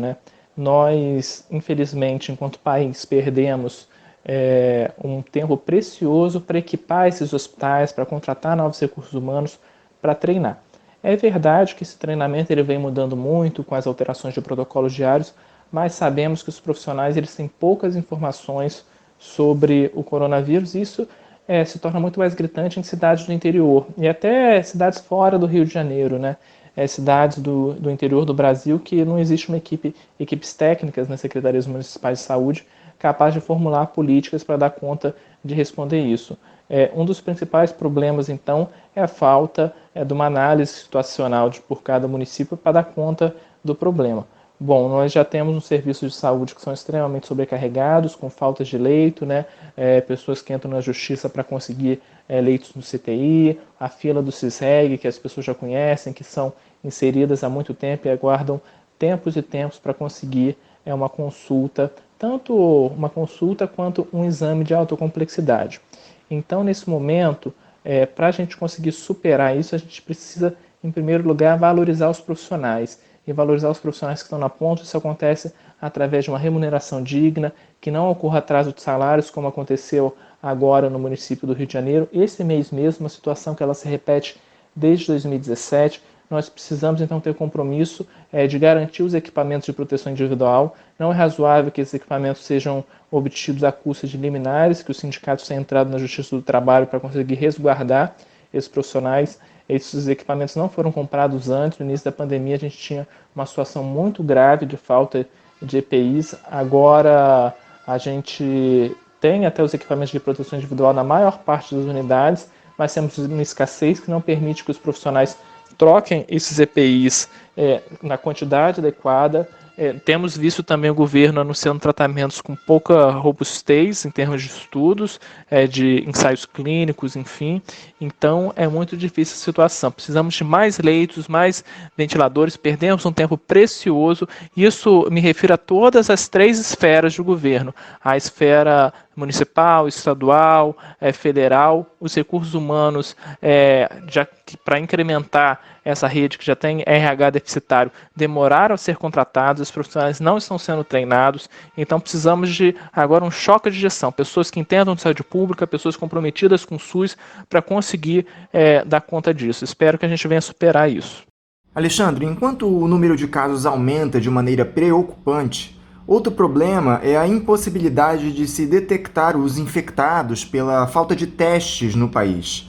Isso amplia enormemente a tal da subnotificação. Ainda é possível adquirir esses testes em algum lugar do mundo diante do caos que foi estabelecido? Dá para se resolver isso? Essa pergunta é extremamente importante. Em primeiro lugar, se a gente não testa a população, a gente não consegue dimensionar, direcionar melhor as medidas de isolamento, né? Ver aqueles locais que essa medida tem falhado, enfim, para a gente até dar uma... intensificar essas medidas. Então, a gente tem que testar. Os outros países eles vêm fazendo um número muito maior de testes. No Brasil, a gente pode ter de 7 a 10 vezes mais do que os casos anunciados, então isso é gravíssimo. A subnotificação ela já é histórica no Sistema Único de Saúde, não uma particularidade do Covid-19, mas numa situação de pandemia a gente esperava que os governos tomassem medidas justamente para a gente ter dados mais confiáveis, até em termos de planejamento, onde direcionar esses respiradores, onde a gente deve direcionar os recursos. Para planejamento em saúde isso é fundamental, a gente ter dados confiáveis, porque se eu não sei onde tem mais casos, eu não consigo me planejar. Outra questão são os profissionais de saúde, que eles apresentam síndrome gripal, eles estão sendo afastados, a gente precisa de garantir os testes para esses profissionais. Alguns profissionais eles têm outros motivos para essa síndrome gripal, não necessariamente é o Covid-19. Se eles não tiverem outros motivos e outras indicações clínicas, eles não precisariam ficar 14 dias afastados. Então, é uma força de trabalho importante a gente testar, justamente para a gente recompor uma força de trabalho que é fundamental nesse momento. Bom, em relação a outros países do mundo, a gente vê outros países do mundo com uma produção de EPIs, de testes, como por exemplo a China. A gente sabe que as relações comerciais com a China elas têm sido firmemente abaladas pelos discursos do presidente da República, então isso coloca a gente numa situação mais delicada, mas acredito que a solução não é uma saída no exterior. Nós temos instituições com muita confiabilidade científica, instituições sérias, de renome, como a Fundação Oswaldo Cruz, como a Universidade de São Paulo, a Universidade Federal do Rio de Janeiro, que elas têm capacidade, se houver investimento governamental, o que não houve até agora, assim de uma maneira assim concreta, com um volume adequado, de produzir esses testes. Mas a gente tem que investir na ciência nacional. Isso está faltando. Os governos não têm priorizado as instituições, isso não é uma novidade. Há muito tempo as instituições científicas, as instituições de ensino, elas já vêm sendo atacadas. Então é o momento da gente repensar o que vem sendo feito e valorizar a produção científica nacional, que é de muito valia. A gente tem visto as instituições nacionais fazendo pesquisas de medicamento e com capacidade, porque já produzem, capacidade de ampliar a produção desses testes. Aqui no Rio, Alexandre, o Hospital Federal de Bom Sucesso foi anunciado como unidade de referência no tratamento à Covid-19. Parece até piada de mau gosto, dadas as inúmeras denúncias que pairam sobre esse hospital nos últimos anos. Ele não tinha capacidade nem de atender os doentes antes da pandemia. Todos os leitos de UTI naquela unidade já estão ocupados. Foi a decisão correta colocar o Hospital de Bom Sucesso como referência? Não havia outra unidade no sistema de saúde melhor preparada para isso? Bom, em primeiro lugar, ressaltar a importância de toda a rede federal, a importância histórica e atual que tem o Hospital Federal de Bom Sucesso. Essa situação que ele passa de falta de recursos humanos e de falta de leitos foi uma opção justamente de não estar recompondo esse quadro, né, de não estar realizando concurso público, de estar dando preferência para contratos temporários com vínculos precários, né? Isso tem feito com que serviços ao longo do tempo já tenham sido fechados nesse hospital, né? Um hospital de referência que atende oncologia, enfim. A gente sabe que a emergência também já vinha passando por diversos problemas pela falta de recursos humanos. Agora foi anunciado que profissionais para essa unidade serão contratados por meio da Rio Saúde, por CLT. Entendo que a contratação por CLT via Rio Saúde, por prazo determinado da pandemia, ela é muito melhor para o profissional do que esse contrato precário de gaveta que era feito dos profissionais temporários, mas não é satisfatório. Nós precisamos de uma mudança de lógica, uma mudança que invista no serviço público, que invista na estrutura. Esses hospitais, eles têm uma vocação de serem hospitais de alta complexidade, né, de referência nacional, para atender diversas doenças. A gente sabe que temos serviços com médicos extremamente renomados em toda a rede federal, mas é uma opção de sucatear essa rede federal e desmantelar. Então, o governo federal ele tem que mudar essa postura, são hospitais muito valorosos. Então, fico apreensivo com a situação atual lá, porque ainda impera o déficit de RH, tem uma deficiência de insumos, mas temos que mudar essa lógica, com gestores nessas unidades que dialoguem com a categoria, com os profissionais. Nós, por exemplo, no Hospital Federal de Bom Sucesso, lá tem um histórico, né,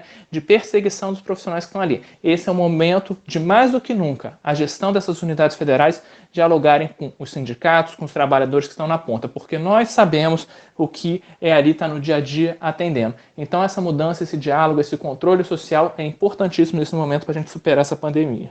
Agora, Alexandre, qual é a sua avaliação para o trabalho dos órgãos estaduais e municipais de saúde? O prefeito Crivella e o governador Witzel vêm correspondendo às suas expectativas nesse cenário de crise?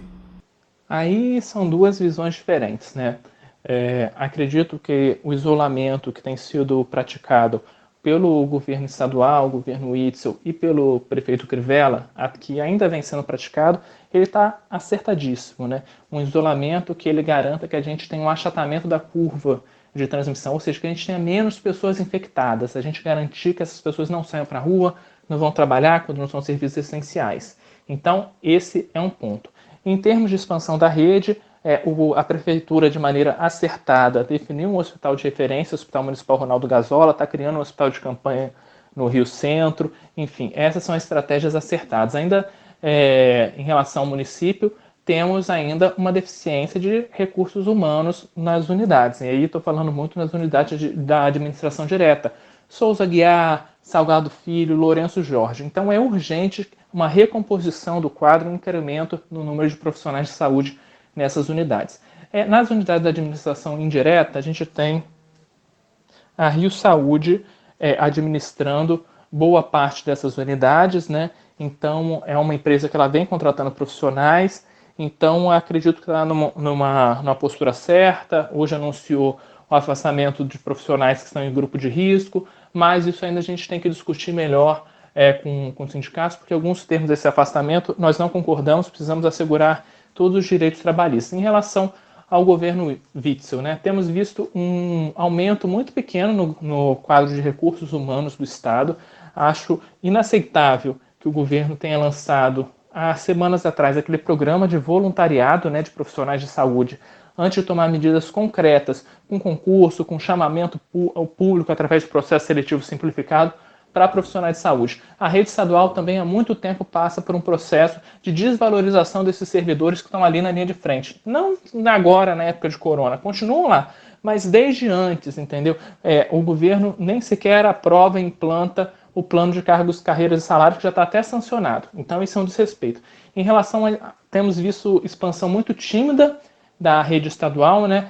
Uma tentativa de convênios com os hospitais particulares para ser eleito. Espero que a gente consiga realmente ter mais leitos, né? Mas são iniciativas muito tímidas. Acho que nesse momento de pandemia a gente precisa de medidas mais duras para garantir esses leitos, enfim, que a população tenha uma assistência de qualidade. Alexandre, não bastassem os problemas na saúde, o Bolsonaro ainda vem com aquele discurso insano de encerrar o isolamento social pensando na atividade econômica, o que acabou provocando a demissão do ministro Luiz Henrique Mandetta, algo que vinha se desenhando há alguns dias. De que forma essa disputa política afeta o trabalho do Ministério? A saída do Mandetta causa um prejuízo para o combate à doença? O termo que você utilizou está completamente correto. É uma postura insana, uma postura de desrespeito com a vida, em que você prioriza a economia, prioriza os empresários, os banqueiros, em detrimento daquelas pessoas que estão sofrendo. Sou profissional de saúde, sou médico, estou na ponta atendendo em um hospital de referência de coronavírus, sei que nós temos muitos casos graves, nós temos uma capacidade instalada limitada no Sistema Único de Saúde, justamente pelos motivos que eu já expus antes. Então, nesse momento, a gente precisa mais do que nunca valorizar a vida, né? A gente precisa que aquele cidadão ele tenha acesso ao cuidado e não que o presidente fique propagando notícias anticientíficas, desvalorizando a comunidade científica brasileira e internacional, divulgando estudos com pouca robustez, incitando o fim do isolamento com medidas, inclusive, afrontosas de ir percorrer as ruas em Brasília, né, cumprimentando as pessoas, enfim, sem um distanciamento social. Isso é um absurdo. O Mandetta, ele vinha tendo uma postura boa no Ministério da Saúde, defendendo estudos científicos, defendendo também o isolamento social. Isso não apaga de modo algum o histórico que ele tem, que votou inúmeras vezes enquanto deputado contra o Sistema Único de Saúde, né, retirando direitos, mas nesse momento era a pessoa acertada, tendo em vista o campo político que o presidente faz parte, para estar nessa pasta. Acredito que vai ser uma perda muito grande e a gente corre o risco de o novo ministro da Saúde, o presidente com esse viés ideológico e não científico, né, morte, tomar os rumos que pode levar a um aumento da letalidade, ou seja, das mortes no nosso país. Isso é inaceitável. Para mim, a vida das pessoas é muito superior ao dinheiro, né? A crise econômica a gente supera. Também temos visto o Poder Legislativo com muitas iniciativas, né, para garantir a questão social, como, por exemplo, auxílios, resgates das empresas, mas poucas iniciativas partindo do próprio governo, do próprio Poder Executivo, do Presidente da República, né? Então, na hora de socorrer plano de saúde, na hora de socorrer banqueiro, isso tem pressa. Na hora de socorrer a população que passa fome, para isso não tem pressa. Então, a gente tem que fazer uma escolha política. Ou a gente vai priorizar o dinheiro, ou a gente vai priorizar a vida das pessoas. E eu sempre estou do lado de quem vai priorizar a vida das pessoas, né? Principalmente quem tem menos. O novo titular do Ministério da Saúde é o oncologista, seu xará, Alexandre Tate, que teve seu nome indicado pela Associação Médica Brasileira. Como você avalia o nome dele para ocupar a pasta? Qual é o perfil do Alexandre? Ele é o mais indicado para ocupar o cargo e, principalmente, ele tem alinhamento ideológico ao presidente? Bom, ele foi escolhido agora para substituir o Mandetta justamente por causa desse alinhamento ideológico que ele tem, né?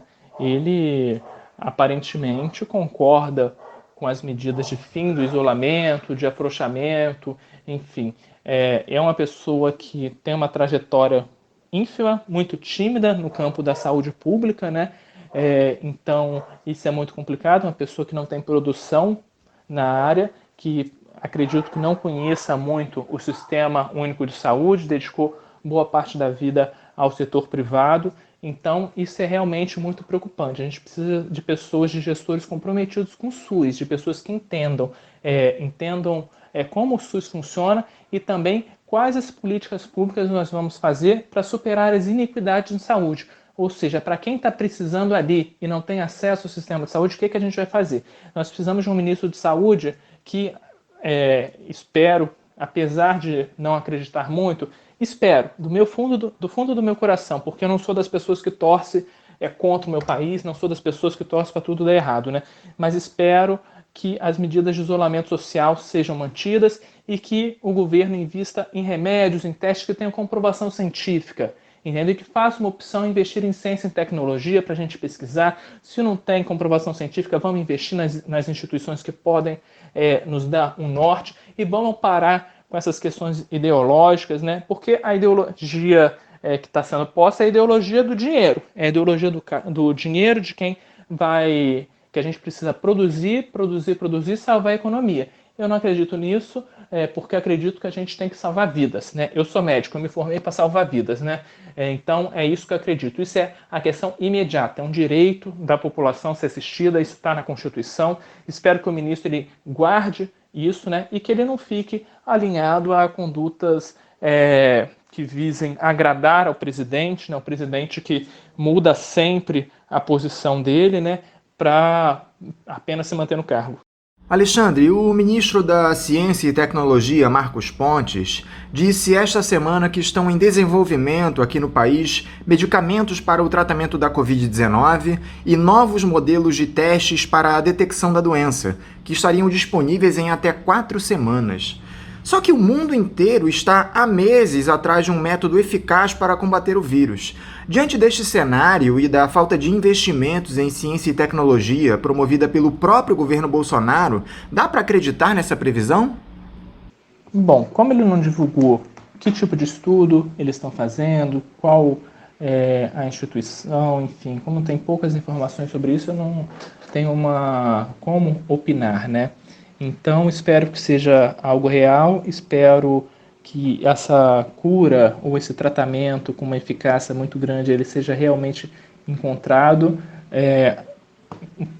Parabenizo até que tenha tido uma cautela, né, na hora de divulgar esses resultados, que não é essa postura que vinha sendo tida pelo governo federal, né, tanto em relação à vitamina D, ao zinco, à hidroxicloroquina.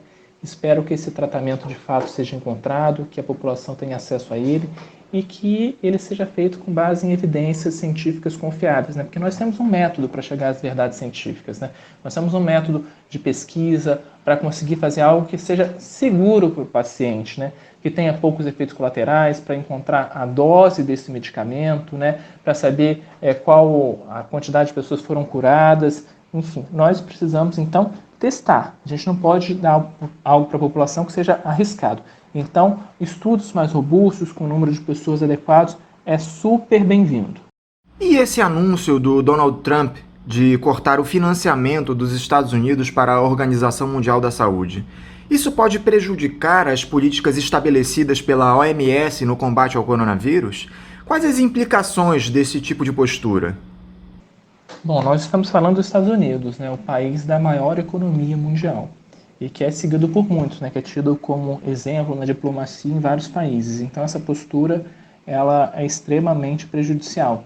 Em primeiro lugar, a gente está falando de uma pandemia, ou seja, um vírus que ele tem circulação e repercussões globais, né, ou seja, populações dos Estados Unidos, populações do Brasil. Então, a gente tem que unir esforços, né, e a OMS ela é a autoridade sanitária em nível internacional para a gente conseguir juntos encontrar uma cura, juntos encontrar um teste diagnóstico que seja padrão ouro, medidas sanitárias em conjunto para os países para impedir a circulação. Nós sabemos que tem países, se no Brasil a gente já está numa situação difícil, imagine os países da África e países que têm uma situação econômica pior. Então, se a gente não tiver a OMS forte, isso é algo muito complicado. Eu acredito que falta um senso de cooperação internacional, de solidariedade entre as nações nessa postura do presidente Trump. Acredito que se houverem divergências de posicionamentos da OMS, acredito que isso tem que ser disputado no campo científico e não por meio de disputas ideológicas que só prejudicam o avanço da ciência e a garantia da saúde da população. Alexandre Telles, muito obrigado por mais uma vez conversar conosco aqui no Faixa Livre. Eu te desejo um ótimo final de semana e um abraço. Eu que agradeço novamente o convite, estamos à disposição. Quero aqui reforçar o Sindicato dos Médicos como uma entidade que tem compromisso com o Sistema Único de Saúde, compromisso com a garantia da proteção dos trabalhadores. Então, continuamos recebendo as denúncias através do nosso e-mail institucional, né? Então, estamos aqui para somar e agradecer a todos que nos ouvem. Obrigado. Conversamos aqui com o Alexandre Telles, ele é presidente do Sindicato dos Médicos do Rio de Janeiro, o SINMED-RJ. E agora vamos encerrando a edição de hoje, desejando a vocês, ouvintes, um ótimo fim de semana e na segunda-feira, a partir das 9 da manhã, estaremos de volta com Faixa Livre. Um abraço e até lá!